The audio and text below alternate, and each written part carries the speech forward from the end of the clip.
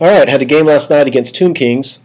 This is an interesting game for several reasons. One, my opponent has never played Tomb Kings before, and two, I've never played Tomb Kings before. And both of us are involved in a 40-45 person extended tournament starting this week, and we just wanted to get a practice game in just to kind of learn how the Tomb King army works. I've read the book, but there's a big difference between reading the book and even watching some of Vol's Tomb King reports and actually playing against him. So this game's a lot of fun. I'm using a different list that I just pulled off the internet, and we're both of us. I mean, we're trying to play well, but at the same time, it's real loose, and we're just trying to figure out what Tomb King's army can do. So I put this picture here because I'm taking a unit of 17 bowmen. I decided to give him a musician, and so I modeled this one. I basically put a pair of cowbells hanging from his belt as a peasant's way of having a musician. I thought that was kind of funny. So anyway, there's the board. In the upper right, you can see there are some hedges. We're counting that like a fence, and you can see over it. Anyway, there's lower right woods. There's impassable terrain in the middle, right between my guys, which was just a real pain in the neck the whole game.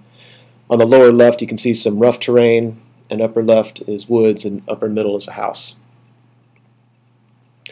So here we go. We got 3 fast-calved chariots on the right, plus a prince.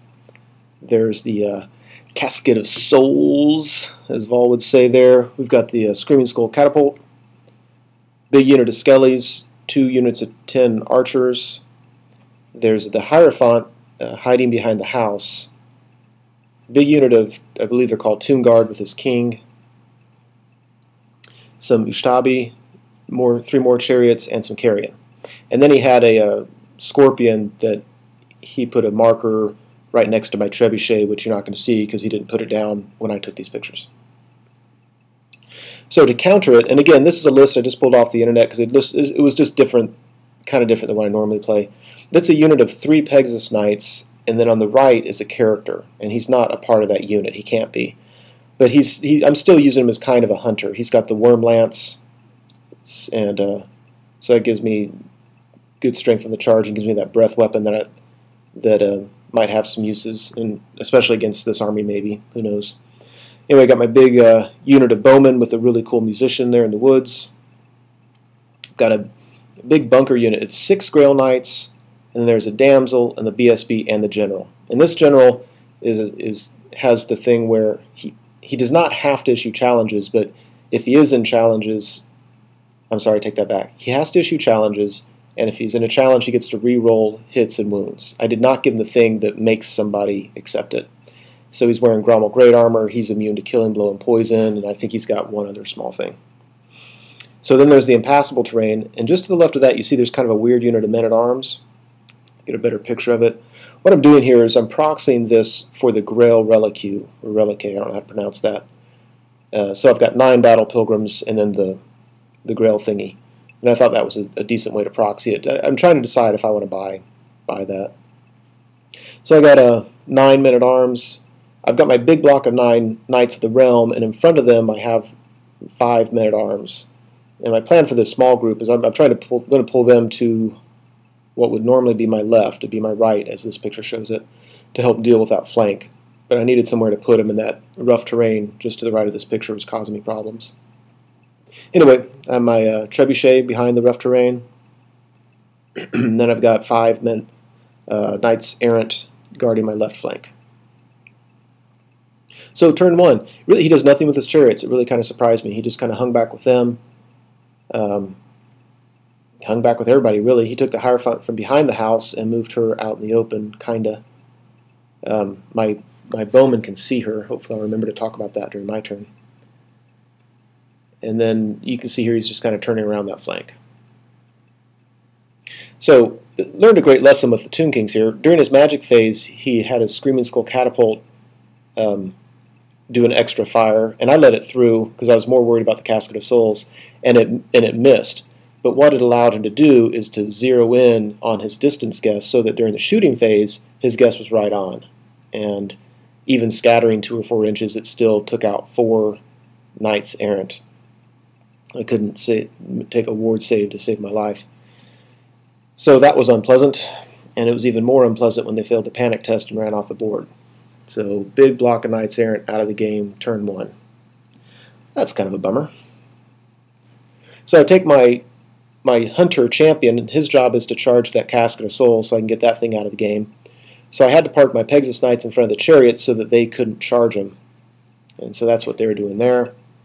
You can see I moved my my bowmen up to the front of the woods, and look at their line of sight to that Hierophant. I was so excited. And they've got braziers, so they're flaming arrows, so any wound that goes through will do 2 wounds on her. And if I kill her, that's not the game, but that's essentially the game right there. Well, since I'm going to forget to talk about it later, I'll go ahead and say what happened. I announced my intent to shoot. My opponent crapped his pants because he wasn't thinking about that. And then we realized that all of my guys except 3 are out of range. That's just over 30 inches away. So 3 guys got to shoot. They needed a 7 to hit, so I had to roll a 6 and then roll a 4 plus just to hit. And out of the 3, 1 did that. And then I had to wound, and I wounded her. and then we realized she's not flammable. That's only the Tomb Prince, the Tomb King, so she took a wound. But she only has 2 wounds, and so that was kind of funny, kind of nice. Anyway, took my Grail Knights, the big Death Star unit, pretty aggressively up there.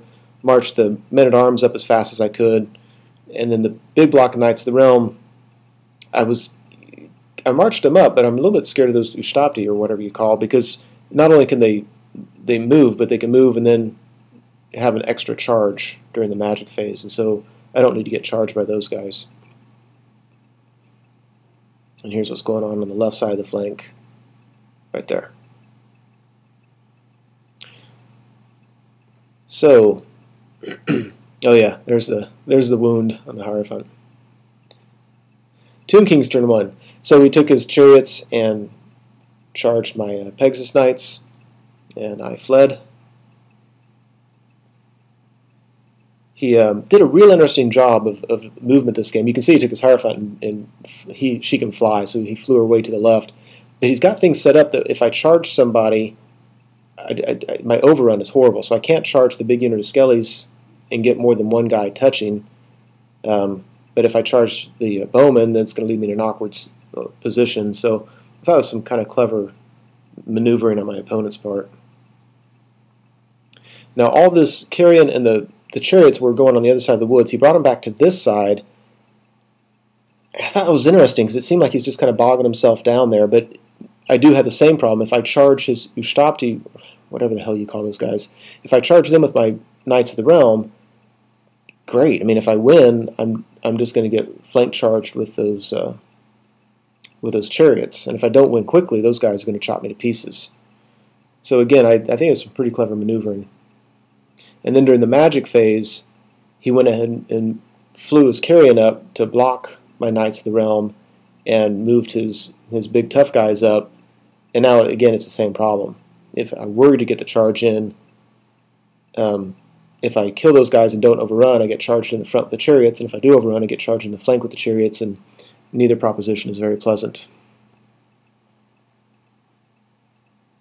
There's another picture. Not sure why that's there.